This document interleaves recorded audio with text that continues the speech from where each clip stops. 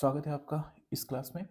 तो आपके जो एग्ज़ाम्स होने वाले हैं, उसके लिए कुछ इम्पोर्टेंट बुक्स का मैंने बनाया था।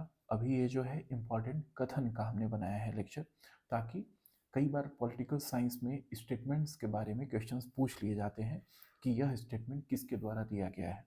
जैसे प्रकृति की ओर लौटो, है ना, सद्गुण ही ज्ञान है।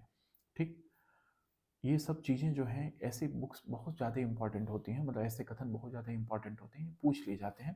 तो इसमें तो हमने स्लाइड्स में हम लोगों ने रखा है बहुत सारे स्टेटमेंट्स को। जो बहुत ज़्यादा इंपॉर्टेंट है वहाँ मैं बहुत वेरी इंपॉर्टेंट लिख दूंगा। अदरवाइज आप लोग बाकी सबको तो बस एक बार सरसरी निगाह से देखते हुए चलिएगा। आइए देखते हैं। सुकरात, इसमें इन्होंने लिखा है सद्गुण ही ज्ञान है। उन्होंने चूंकि कहा था कि ज्ञानी वही है जो नैतिक विचारों से लैस है। जिसके नैतिक विचार अच्छे हैं वही अच्छा, वो अच्छा व्यक्ति है, वही सब कुछ है, वही ज्ञान है। जो अनैतिक रास्ते पे चलेगा वो ठीक बात नहीं है। तो बस कुछ कुछ बहुत जो इंपॉर्टेंट है उसके बारे में मैं चर्चा कर दूंगा। अदरवाइज फटाफट फटाफट हम लोग आगे बढ़ते जाएंगे। तो सद्गुण ही ज्ञान है, ये पूछता है, बहुत ही ज़्यादा इंपॉर्टेंट है। आप लोग इसको ध्यान में रखते हुए चलिएगा। थ्रेसी मेकस, न्याय शक्तिशाली का हित है। ठीक, ये जरा ध्यान रखिएगा। थ्रेसिमेकस ने कहा था। सिफालस, सच बोलना तथा अपना कर्ज अदा करना न्याय है। मतलब अगर आप सच बोलते हैं और अगर आपके पास कुछ ऐसे कर्ज आपने लिया है तो उसको अदा करिए, यही जस्टिस है ना। लेके बैठ जाएं, वोट लें, झूठ बोलें, ये सब न्याय के हिस्से नहीं है। तो ये बहुत इंपॉर्टेंट नहीं है, लेकिन ठीक है, देखते हुए चलिए। पॉलीमार्क्स, प्रत्येक व्यक्ति को उसका औचित्य देना न्याय है, ये भी ओके ओके है। प्लेटो, इनके कुछ इंपॉर्टेंट, बहुत ही ज़्यादा, मतलब कुछ कथन जो है बहुत ही ज़्यादा इंपॉर्टेंट है। जैसे राज्य व्यक्ति का विराट रूप है। ये हो सकता है आपके एग्जाम में इस बार पूछते हैं। राज्य व्यक्ति का विराट रूप है। वो जैसे वो कहते हैं ना कि व्यक्तियों से मिलकर ही समाज बनता है और समाज से ही मिलकर राज्य का निर्माण होता है। तो राज्य की उत्पत्ति के सिद्धांतों में ये सब चीज़ें पढ़नी पड़ती हैं। तो राज्य व्यक्ति का विराट रूप है, बहुत इंपॉर्टेंट है, वेरी इंपॉर्टेंट। वैसे तो प्लेटो, अरस्तु, सुकरात के सारे स्टेटमेंट ही इंपॉर्टेंट है, लेकिन इसको ध्यान में रखिएगा। इन्होंने फिर लिखा है शिक्षा का उद्देश्य मनुष्य की आत्मा को प्रकाशोन्मुख रखना करना है। तो शिक्षा का उद्देश्य ही है कि आपकी, जैसे आत्मदीपो भव जो होता है ना, उसी तरीके से समझिए कि शिक्षा का उद्देश्य ही है कि आपकी आत्मा को प्रकाशित करे, है ना। बाकी क्योंकि आप शिक्षित नहीं रहेंगे तो भाई आपको समझ ही में नहीं आएगा कि सही क्या है, गलत क्या है। तो ये सब चीज़ें इंपॉर्टेंट है।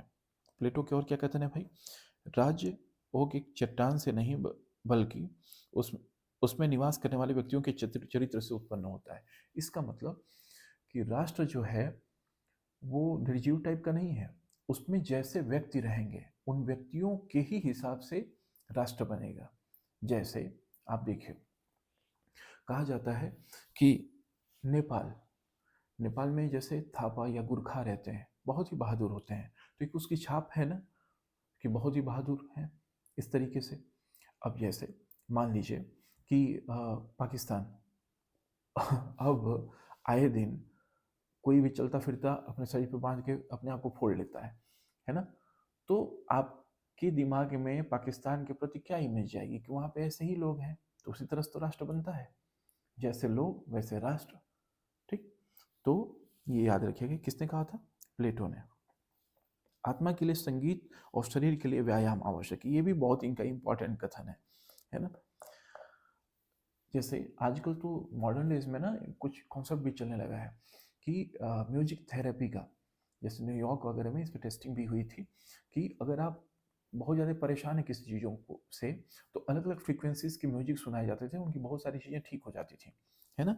तो आत्मा के लिए संगीत, उन्होंने कहा कि जैसे आप, क्या होता है कई बार आपका मूड ठीक नहीं रहता है, आप कुछ अच्छे अचानक से सॉन्ग सुन लेते हैं, लगता अरे वाह यार, एकदम जैसे आप एनर्जाइज हो जाते हैं। तो वही उन्होंने कहा था, आत्मा के लिए संगीत और शरीर के लिए व्यायाम। व्यायाम करेंगे, फिट रहेंगे, फिट रहेंगे तो भी तो अच्छे मन का विकास होगा। तो ये इन्होंने कहा था, किसने, प्लेटो ने। शिक्षा मानसिक व्याधि को दूर करने का मानसिक उपचार है। क्योंकि आप शिक्षित रहेंगे, आपकी बुद्धि अच्छी है, तो आप अनर्गल बातों को नहीं सोचेंगे, कहीं और जगह लगाएंगे अपना दिमाग। इसलिए उन्होंने ये बात कही थी। फिर प्लेटो ने और क्या कहा था जब तक दार्शनिक राजा नहीं बनेंगे या राज्य तथा राजकुमार इस विश्व में दार्शनिक शक्ति तथा भावना से ओतप्रोत न होंगे, राज्य अपनी बुराइयों से मुक्ति नहीं पा सकेगा। इसका प्लेटो का राज्य ऐसा था कि वो कहता था कि उसका जो राजा होना चाहिए वो कैसा होना चाहिए, दार्शनिक होना चाहिए, जो समझे, मतलब बुद्धिजीवी होना चाहिए। अगर बुद्धिजीवी नहीं रहेगा, आप किसी को भी राजा बना देंगे तो युद्ध में झोंक देगा या कुछ भी गलत सलत कार्य होगा। आप लोगों ने टके सिरभाजी, वो अंधेर नगरी चौपट राजा वाली कहानी सुनी होगी। उसमें जैसे जो राजा रहता है ना, तो जैसा राजा था वो उस हिसाब से वो चौपट राजा था। तो उसके बारे में पढ़िएगा कभी आप लोग को, जब एग्जाम खत्म हो जाए तो। फिर अरस्तु, राजनीति शास्त्र सर्वोत्तम विज्ञान है, ये तो चलिए ठीक है ही। राज्य व्यक्ति का पूर्वगामी है, बहुत ही ज़्यादा इम्पोर्टेंट है। राज्य की उत्पत्ति से संबंधित या वैसे भी कोई भी एग्जाम हो ये पूछ लेता है ना। अगला, परिवार नागरिक गुणों की प्रथम पाठशाला। इन्होंने ही कहा था कि व्यक्ति जो है वो अपने परिवार से ही पहले सीखता है। जैसे परिवार में कैसे आचरण करते हैं आप। कई बार लोग कहते हैं कि हमारा लड़का इस माहौल में रहेगा तो गालियां सीखेगा, ऐसा वैसा। अरे आप परिवार में ही गाली देंगे तो बच्चा भी गाली सीखेगा। आप गाली ना दीजिए, देखिए आप अपने बच्चे को कम से कम संभालिए। ठीक, अगर सब लोग ऐसा करने लगे तो प्राथमिक पाठशाला उनकी वही रहेगी, वहीं सीखेगा बच्चा। माँ से सीखता है, पिता से सीखता है, दादा से सीखता है, अपने परिवार से ही तो सीखता है। चाचा ताऊ जो लोग भी हैं उन्हीं से तो सीखेगा। अगला, अरस्तु, मनुष्य एक सामाजिक प्राणी है। ये जो स्टेटमेंट है आप लोग बचपन से ही सुनते होंगे, है ना, कि सामाजिक प्राणी है, क्योंकि समाज में ही तो रहना है। इवन ये तो ये भी कहता था कि अगर व्यक्ति, अगर कोई पॉलिटिक्स में इंटरेस्ट नहीं लेता है तो वो व्यक्ति बेकार है। ठीक, सॉरी, वह व्यक्ति बेकार है।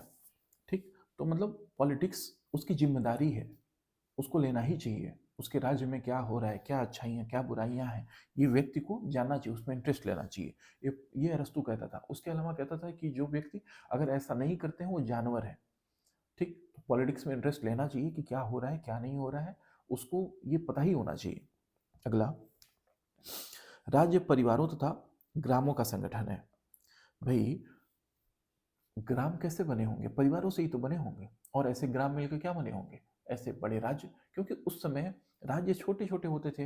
अरस्तु चूंकि ये बीसी के ये सब प्राचीन काल के विचारक हैं, प्राचीन काल में बहुत ज़्यादा जनसंख्या तो होती नहीं होगी, छोटे छोटे गांव मिलकर और एक राज्य का निर्माण कर लेते होंगे। इवन आज भी मैं बात बताऊं अगर आपको, तो यूरोप में आप जाके देख लीजिए, ऐसे ऐसे छोटे छोटे देश हैं कि एक बस में चाय पीते हुए निकलिए, चाय खत्म नहीं हुई दूसरे देश में पहुंच गए। ऐसे भी देश हैं। कई देश तो अपने क्या बोलते हैं फाइटर प्लेन ही नहीं रखे हैं। क्यों रखेंगे भाई, रनवे पे एकदम उड़ाए नहीं, दूसरे देश में चले गए। तो ये सब चीज़ें होती हैं।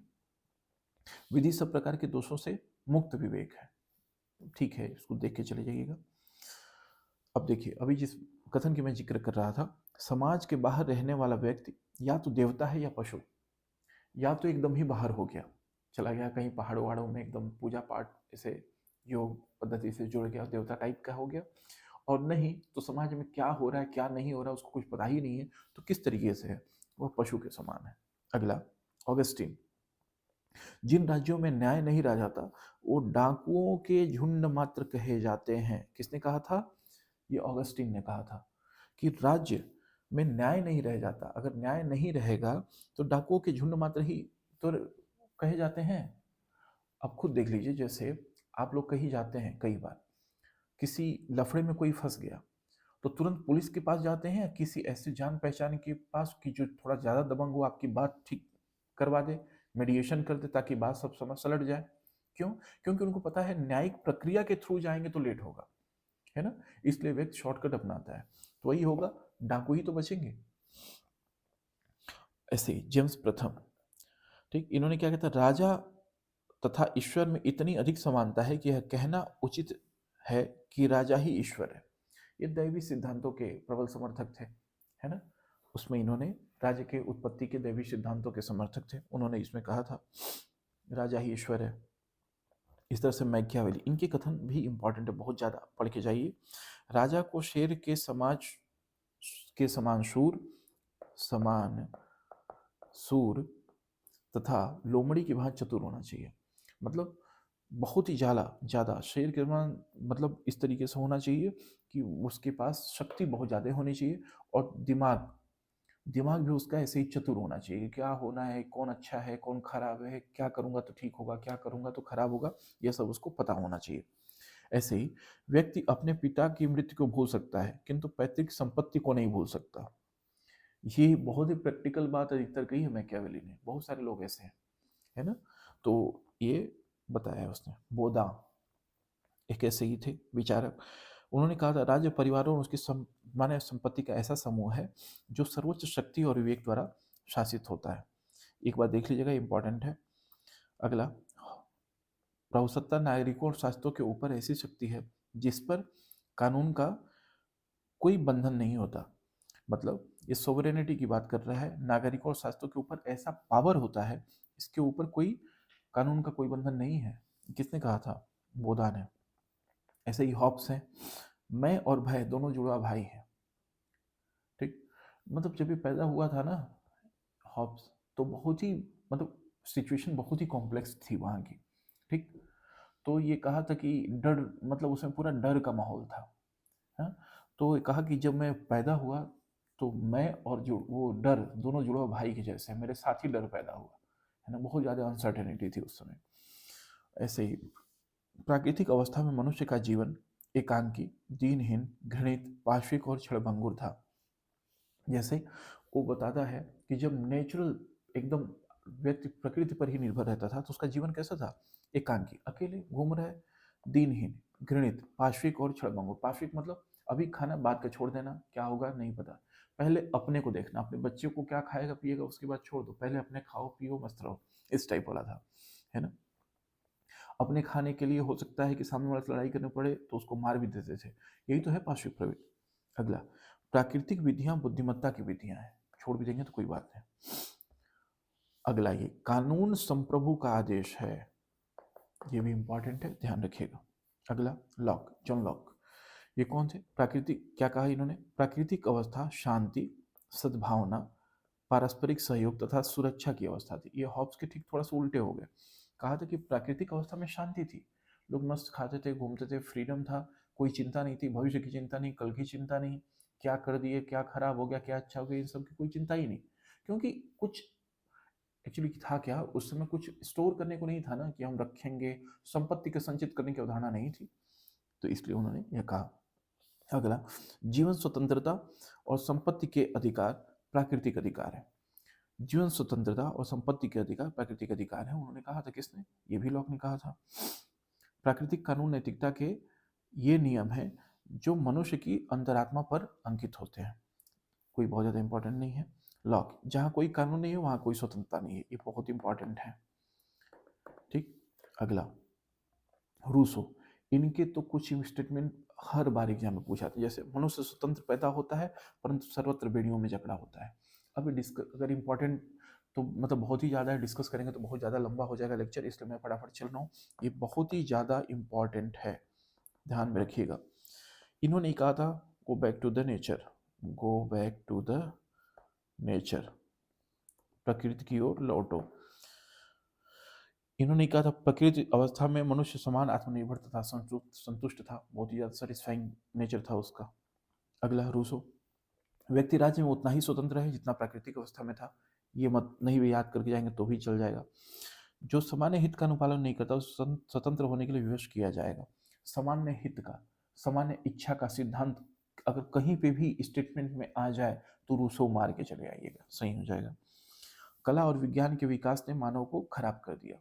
जैसे वो कहता था ना कि जब से विज्ञान का विकास हुआ, जब से कला का विकास हुआ, जैसे संपत्ति के संचित करने की अवधारणा आई, तब से मनुष्य में बहुत ज़्यादा विकृतियां पैदा हो गई, है ना? वो थोड़ा सा लालची स्वभाव का हो गया, उसके अंदर जलन होने लगी, ईर्ष्या की भावना आ गया, है ना? तो उसके लिए फिर उन्होंने अपने क्या किया, अपने अधिकारों को किसी व्यक्ति को सौंप दिया, वो था राज्य। यही था समान इच्छा का सिद्धांत। किसने दिया था? रूसो ने। रूसो वह प्रथम व्यक्ति जिसने एक भूमि के टुकड़े को चातुर्थिक तरफ से घेर दिया होगा और वह किसी से कहा होगा कि यह मेरा है, और सामने वाले व्यक्ति ने मान भी लिया होगा कि यह उसी का है, तो वहीं से किसका, ये समाज की स्थापना हुई होगी। तो ये कौन था, किसने कहा था? ये रूसो ने। इंपॉर्टेंट है। इसके सारे इंपॉर्टेंट रूसो के जितने भी इंपॉर्टेंट स्टेटमेंट है वो पढ़ के जाइएगा, एक पूछ लिया जाएगा उसमें से। अगला, सरकार राज्य का जीवित अवतार है। मतलब डायरेक्ट राज्य तो उतर कर आएगा नहीं। राज्य तो एक कॉन्सेप्ट है, बहुत ही कॉम्प्लेक्स एक फॉर्मेशन है, जिसके अंतर्गत क्या क्या है, राज्य की क्या चार चीजें क्या क्या होती हैं। भूभाग, फिर जनसंख्या, ठीक, फिर सरकार, उसी सरकार की बात कर रहा है, ठीक, फिर संप्रभुता। यही चार चीजें मिलकर क्या बनाती हैं, किस चीज का निर्माण करती हैं, राज्य की। फिर लीवर, जिस तरह से बिना आत्म विनाश के व्यक्ति अपने जीवन और व्यक्तित्व को दूसरों को नहीं दे सकता, एक पेड़ अपने अंकुरित होने के अधिकार को दूसरे को नहीं दे सकता, उसी प्रकार बिना आत्म विनाश के संप्रभुता दूसरे को नहीं दी जा सकती। ठीक, तो आत्म विकास के, तो ये किसने कहा था, लीवर ने। बेंथम, प्रकृति ने मानव जाति को दुख और सुख नामक दो स्वामियों के शासन में रखा है। मतलब दुख है तो सुख होगा ही, जैसे लोग कहते हैं ना, सुख और दुख जीवन के दो पहलू हैं।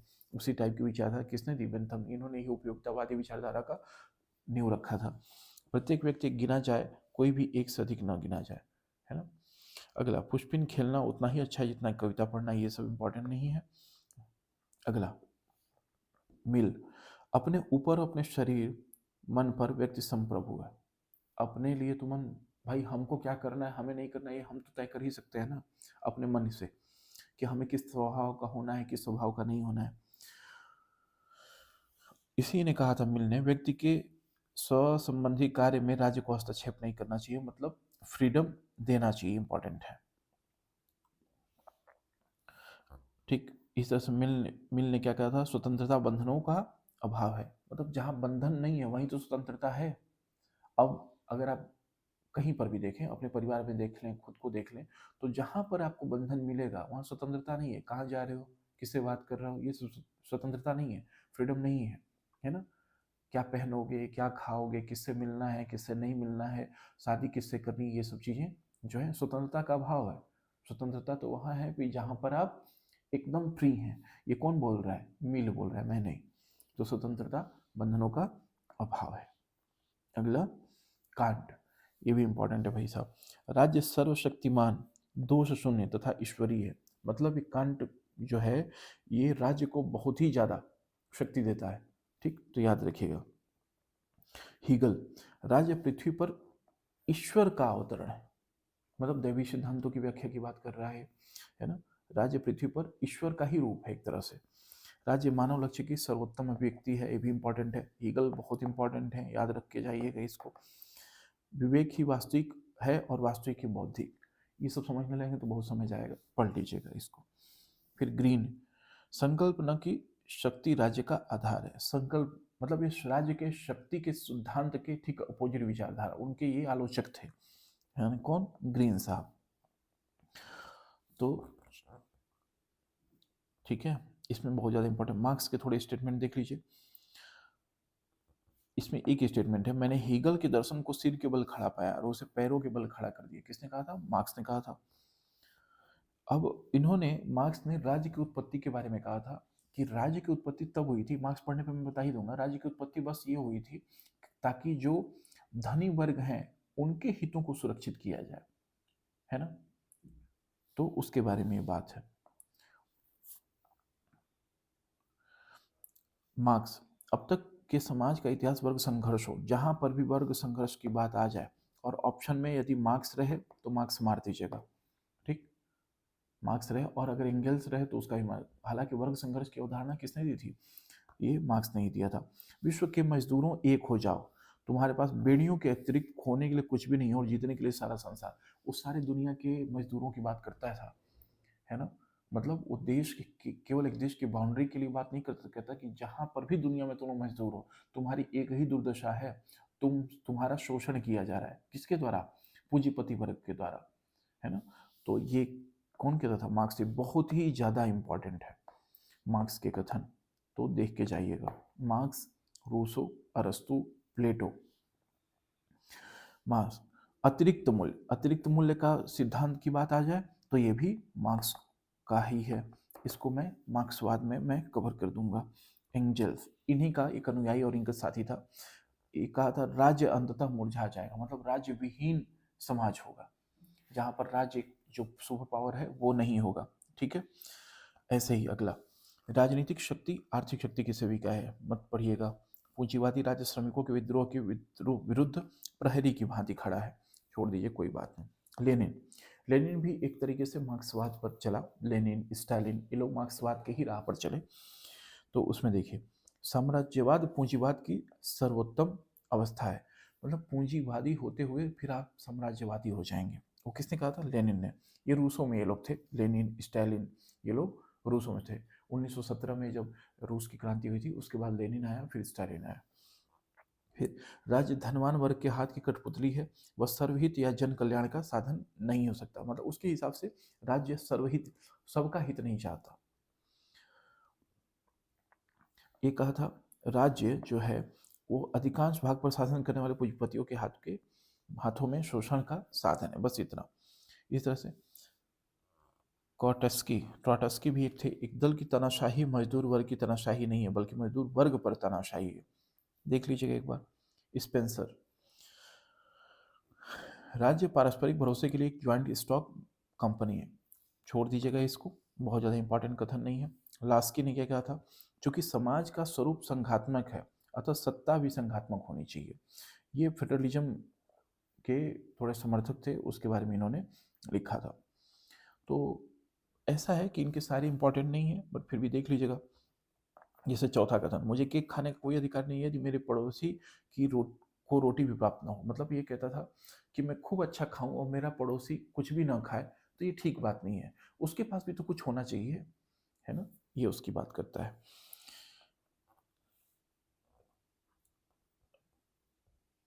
ठीक। फिर इस तरह लोकतांत्रिक विचार का आर्थिक पक्ष ही समाजवाद है। तो इसमें कुल मिला केवल उसके आर्थिक पक्ष की ही बात को कहता है कि वही समाजवाद है, बाकी कोई पक्ष की बात नहीं करता। जॉर्ज बर्नार्ड शॉ, समाजवाद आय की असमानता के अतिरिक्त और कुछ नहीं है। कहता है कि समाजवाद जो है वो केवल आय में जो असमानता है उसी की बात करते हैं, है ना? और उसके अतिरिक्त और कुछ भी नहीं इनको मिला। इस तरह मुसोलिनी इटली में जो था, है ना, इसको फांसीवाद का जनक जिसको कहा जाता है, वो विश्व शांति कायरो का स्वप्न है, युद्ध पुरुष के लिए वैसा ही है जैसा नारी के लिए मातृत्व। मतलब वो कहता है कि एक नारी है, उसके लिए माता बनना है जिस तरह से इंपॉर्टेंट है, उसी तरह पुरुष के लिए है कि वह युद्ध करे। ऐसे ही हिटलर भी था, उसके भी विचारों में ऐसी ही चीज़ें देखने को मिलती हैं। तो ये लिए हिटलर और मुसोलिनी भाई भाई से लगते हैं। जैसे वो भी कहता है युद्ध जीवन में गतिशीलता लाती है ना? तो स्वतंत्रता एक मृत शरीर की भांति है, उसे मैं ठोकर मारता हूँ। मैं इटली में व्यवस्था और अनुशासन चाहता हूँ, क्योंकि ये स्वतंत्र रहेंगे तो अनुशासित नहीं रहेंगे। जैसे आर्मी में अनुशासन है, लेकिन क्या उनको फ्रीडम है? क्या उतनी नहीं मिल पाती। फ्रीडम बस फायरिंग करने के लिए बहुत ज़्यादा है, लेकिन वहाँ पे देखिए जो कैंपस में रहते हैं बाहर जल्दी नहीं जा पाते, उनकी भी लाइफ बहुत डिसिप्लिन्ड है। तो डिसिप्लिन है इसलिए तो सबसे ज़्यादा माने जाते हैं, कि उनके डिसिप्लिन से ही तो आर्मी को जाना जाता है कितने डिसिप्लिन आर्मी है ना? सब लोग उनको बहुत इज्जत देते हैं। सबसे अधिक किसी को इज्जत मिलता है तो एक आर्मी पर्सनल को मिलता है।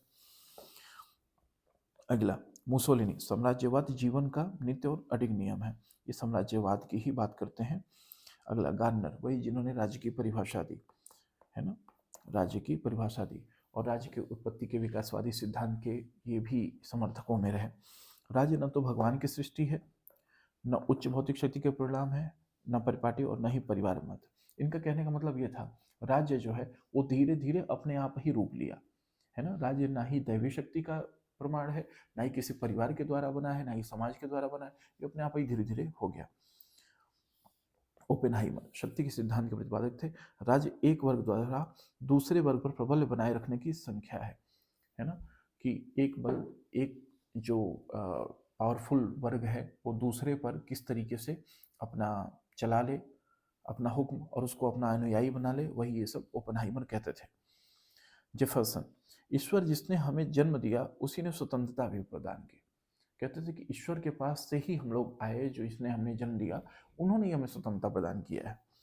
इस तरह से प्लूटोर क्या कहते हैं। अब बहुत थोड़ा सा बचा हुआ है, फटाफट आप लोग सुन लेंगे, और ये स्लाइड में दोनों डाल दूंगा, टेलीग्राम और इस पे क्या बोलते हैं, व्हाट्सएप चैनल पे। आप लोग वहाँ से जाके एक बार चाहे तो डाउनलोड करिए और वहाँ से जरूर देखिए इसको। एक नगर की स्थापना बिना भूमि के संभव है, परंतु बिना ईश्वर में विश्वास के राज्य स्थापित नहीं हो सकता। ये देख लीजिएगा, थोड़ा सा इंपॉर्टेंट सा लग रहा है ना। सीएम जोड्स, समाजवाद एक टोप के समान है जिसने आपका अपना आकार खो दिया। ये जोड्स के जगह पे आप लोग जोड़ याद रखिएगा, जोड़ करके थे, है ना। ये कहते थे कि समाजवाद को इतने लोगों ने अपने तरह से परिभाषित किया है, सबकी एक अलग परिभाषा लगती है। मतलब वो एक ऐसे टोपी के समान है जिसको पहन पहन के जिसका रूप ही लोगों ने बेकार कर दिया। वो ये जोड़ साहब कहते थे। फिर ऐसे ही डी टॉकविल, स्वतंत्रता और समानता असंगति है। मतलब समानता भी हो और स्वतंत्रता भी हो, दोनों चीजें एक साथ नहीं हो सकती, उनका कहना यह था। इस तरह से बर्गेस थे, ये कहते थे राज्य इतिहास की उपज है। राज्य इतिहास के उपज है। किसके विचार? ये विकासवादी सिद्धांत के प्रतिपादक है। किसके विकासवादी? राज्य के उत्पत्ति के विकासवादी सिद्धांत के प्रतिपादक है, जिसको वैज्ञानिक सिद्धांत भी कहा जाता है। वो क्या कहते हैं? राज्य इतिहास की उपज है। राज्य धीरे धीरे इतिहास में देखते हैं, ऐसे नहीं अचानक एक ही दिन राज्य बन गया, धीरे धीरे उसका स्वरूप लेता गया, है ना, और तब जाकर बना।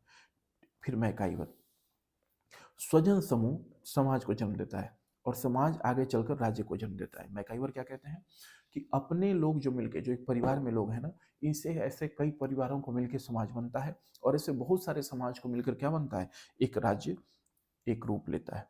अगला, कानून की विशाल पुस्तक में राज्य केवल नए वाक्य जोड़ देता है और पुराने वाक्य इधर उधर कर देता है। पुस्तक का अधिकांश भाग राज्य द्वारा कभी नहीं लिखा गया। तो ये बहुत ज़्यादा इंपॉर्टेंट नहीं, इसके ऊपर वाला इंपॉर्टेंट है। डायसी इंपॉर्टेंट है, इनकी बातें। कानूनी संप्रभुता के पीछे एक दूसरा संप्रभु विद्यमान है जिसके सामने कानूनी संप्रभु को झुकना पड़ता है। देख लीजिएगा।